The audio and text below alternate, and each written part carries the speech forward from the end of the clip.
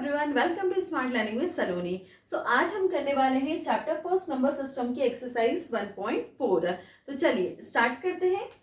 Question number first है, classify the following number as rational और irrational. हमें classify करना है रैशनल और इरेशनल में। अब पहले हमने इंट्रोडक्शन वीडियो में कुछ बेसिक्स पढ़े थे कि रैशनल नंबर के साथ माइनस इरेशनल होता है तो इरेशनल नंबर आता है, रैशनल के साथ प्लस इरेशनल होता है तो भी इरेशनल आता है, रैशनल के साथ मल्टीप्लाई इरेशनल होता है तो भी इरेशनल आता है, और रैशनल के साथ डिवाइड अगर इरेशनल नंबर होता है तो भी इरेशनल नंबर आता है। मतलब सारे केसेस में प्लस माइनस मल्टीप्लाई डिवाइड कुछ भी हो इरेशनल नंबर ही आएगा। चलिए देखते हैं। फर्स्ट पार्ट है 2 माइनस रूट 5। इसका मतलब ये रैशनल नंबर है, ये इरेशनल नंबर है, दोनों सब्ट्रैक्ट होंगे तो हमें क्या मिलेगा? Irrational number. ये हो गया इरेशनल नंबर। अब सेकेंड पार्ट में है 3 प्लस रूट 23 माइनस रूट 23। अब पहले इसे सॉल्व करते हैं। 3 plus root 23 minus root 23, bracket open कर दिया, प्लस माइनस कैंसल, रिमेनिंग क्या बचा? 3। मतलब ये कौन सा नंबर हो गया? Rational number. अब थर्ड पार्ट देखते हैं। 2 रूट 7 अपॉन में 7 रूट 7, यहाँ रूट 7 से रूट 7 कैंसिल हो जाएगा, रिमेनिंग बचा 2/7। मतलब ये नंबर हो गया हमारे पास रैशनल नंबर। फोर्थ पार्ट है 1 अपॉन में रूट 2। अब 1 रैशनल नंबर है, रूट 2 इरेशनल नंबर है, डिवाइड करेंगे तो हमें क्या मिलेगा? Irrational number. Next fifth part है 2 पाई। पाई जैसे कि हमने इंट्रोडक्शन वीडियो में पढ़ा था, पाई जो है वो इरेशनल नंबर होता है क्योंकि उसकी डिजिट जो होती है वो नॉन टर्मिनेटिंग नॉन रिपीटिंग होती है। इसलिए पाई अगर इरेशनल है उसके साथ रैशनल नंबर का मल्टीप्लाई हो रहा है, इसका मतलब 2 पाई क्या हो गया? Irrational number. इसी के साथ हमारा क्वेश्चन नंबर फर्स्ट कंप्लीट हो गया। आई होप ये आपको क्लियर हुआ होगा। नेक्स्ट क्वेश्चन पे चलते हैं। चलिए नेक्स्ट क्वेश्चन नंबर सेकंड है, simplify each of the following expression. यहाँ पे जो हमें एक्सप्रेशंस गिवन है उसे हमें सिंप्लीफाई करना है। फर्स्ट है 3 प्लस रूट 3 2 प्लस रूट 2। अब इन दोनों में कुछ भी मैच नहीं कर रहा है तो आइडेंटिटी क्या लगेगी? a plus B C plus D. तो इसको ओपन करते हैं तो होता है A C plus A D plus B C plus B D, B C plus B D. अब मल्टीप्लाई करते हैं। 3 का मल्टीप्लाई 2 से करेंगे, 3 2 जा 6 प्लस 3 का मल्टीप्लाई रूट 2 से 3 root 2 plus root 3 into 2 2 root 3 plus root 3 into root 2 root 6। अब इसके आगे ये सॉल्व नहीं होगा तो ये हो गया हमारा फाइनल आंसर। सेकेंड पार्ट देखते हैं। यहां पर 3 प्लस रूट 3 है, मल्टीप्लाई में 3 माइनस रूट 3। अब दोनों में डिजिट सेम है, बस प्लस और माइनस का डिफरेंस है, तो ये हो जाएगा a plus B A minus B की identity. a plus B A minus B होता है a square minus B square. अब a स्क्वायर, a है हमारे पास 3 का स्क्वायर माइनस b है रूट 3 का होल स्क्वायर, 3 का स्क्वायर 9 माइनस रूट 3 का स्क्वायर 3, स्क्वायर से रूट कैंसल, 9 माइनस 3 6। ये हो गया हमारा फाइनल आंसर। तो इसी के साथ हमारा क्वेश्चन नंबर सेकंड के फर्स्ट और सेकंड पार्ट कंप्लीट हो चुका है। नेक्स्ट पार्ट पे चलते हैं। चलिए नेक्स्ट क्वेश्चन नंबर सेकंड का थर्ड पार्ट है रूट 5 प्लस रूट 2 का होल स्क्वायर। यहाँ पे आइडेंटिटी यूज होगी a प्लस बी का होल स्क्वायर, ये होता है a square plus 2ab plus B square. अब इसमें हम ओपन करेंगे a स्क्वायर रूट 5 का whole square plus 2ab, a और b क्या है? Root 5 into root 2 plus b square root 2 का होल स्क्वायर। अब स्क्वायर से रूट कैंसिल, 5 रिमेनिंग बचा plus 2 root 5 into root 2 root 10 plus square से रूट कैंसिल 2। अब ये कांस्टेंट टर्म से दोनों प्लस हो जाएगी, 5 प्लस 2 7 प्लस 2 रूट 10। अब ये सॉल्व नहीं होगा, ये हो गया हमारा फाइनल आंसर। इसका फोर्थ पार्ट है रूट 5 माइनस रूट 2 √5 प्लस √2। अब यहाँ पर अगेन हमें दिख रहा है a minus B, a plus B के फॉर्म में है, टर्म्स जो है वो सेम है, बस प्लस और माइनस में, तो क्या हो जाएगा a² माइनस b²। इसमें हम ओपन करेंगे a² √5 का होल स्क्वायर माइनस b² √2 का होल स्क्वायर, स्क्वायर से रूट दोनों तरफ कैंसिल हो गया, यहाँ बचा 5 माइनस 2, 5 माइनस 2 3, ये हो गया हमारा फाइनल आंसर। इसी के साथ हमारा क्वेश्चन नंबर 2 कंप्लीट हो गया है। आई होप ये आपको क्लियर हुआ होगा। नेक्स्ट क्वेश्चन पे चलते हैं। चलिए नेक्स्ट क्वेश्चन नंबर 3 है, recall pi is defined as the ratio of the circumference say c of a circle to its diameter d, that is pi is equal to c by d. This seems to be contradict the fact that pi is irrational. How will you resolve this contradiction? यहाँ पे हमें बोला है कि पाई को define करा है ratio c upon D में, पाई को डिफाइन करा है रेशियो c अपॉन डी में। अब जैसे कि हम यहाँ पर सर्कल बनाते हैं तो ये जो आउटर एरिया होता है ये होता है सर्कमफेरेंस ऑफ द सर्कल, और सेंटर से जो लाइन निकल के जाती है वो होती है डायमीटर ऑफ द सर्कल। तो इससे हमें बोला है पाई जो है वो c अपॉन डी है। अब कॉन्ट्रडिक्शन कैसे हो गया, यहाँ पर पाई की वैल्यू तो इरेशनल होती है और c अपॉन डी दिया है, मतलब p बाय क्यू के फॉर्म में दिया है, और ये तो रैशनल नंबर्स में आता है, तो फिर पाई की वैल्यू तो रैशनल होना चाहिए, है ना, इस हिसाब से। लेकिन पाई की वैल्यू जो है वो होती इरेशनल है। अब क्यों, जैसे कि पाई की वैल्यू हम जो है लिखते हैं 22/7। 22/7 एग्जैक्ट वैल्यू नहीं है, क्योंकि एग्जैक्ट वैल्यू पाई की निकालना बहुत मुश्किल है। तो ये हमें एक अजम्पशन दिया है कि पाई को हम 22/7 यूज कर सकते हैं। अब यहाँ पर हम इसका आंसर क्या लिखेंगे, as 22/7 is a approximate value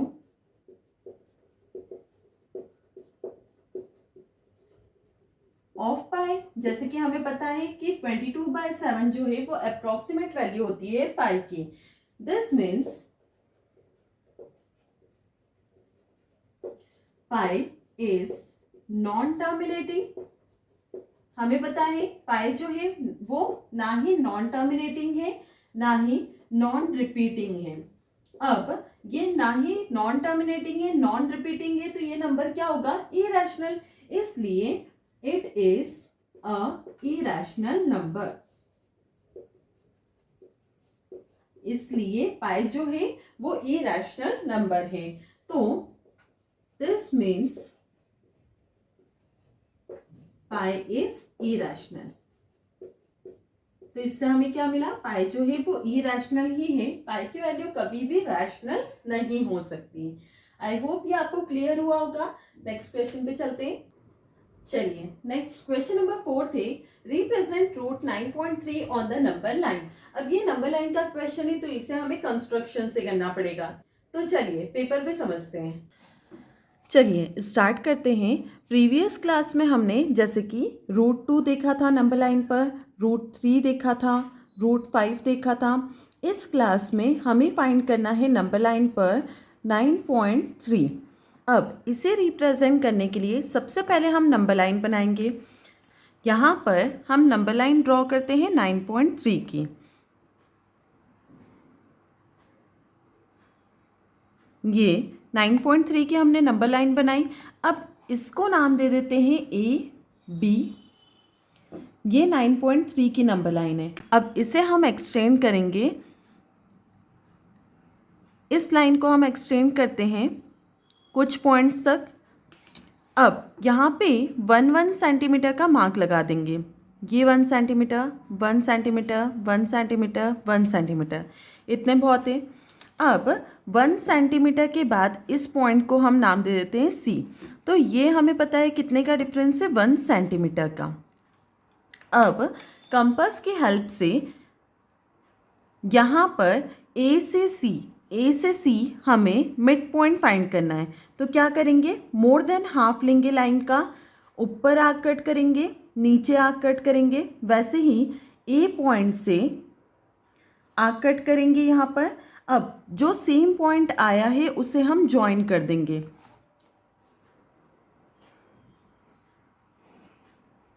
ये हो गया मिड पॉइंट लाइन AC का, AC का मिड पॉइंट निकल गया।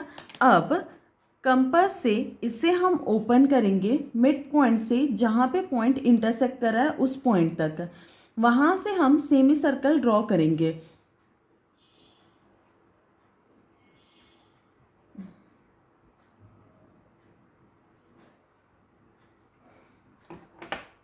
अब यहाँ पर हमें B से परपेंडिकुलर बाइसेक्टर बनाना है। B से परपेंडिकुलर बाइसेक्टर बनाने के लिए 90 डिग्री का एंगल चाहिए। अब B से थोड़ा सा ओपन करेंगे कंपास को और आर्क कट करेंगे, मतलब सेमी सर्कल।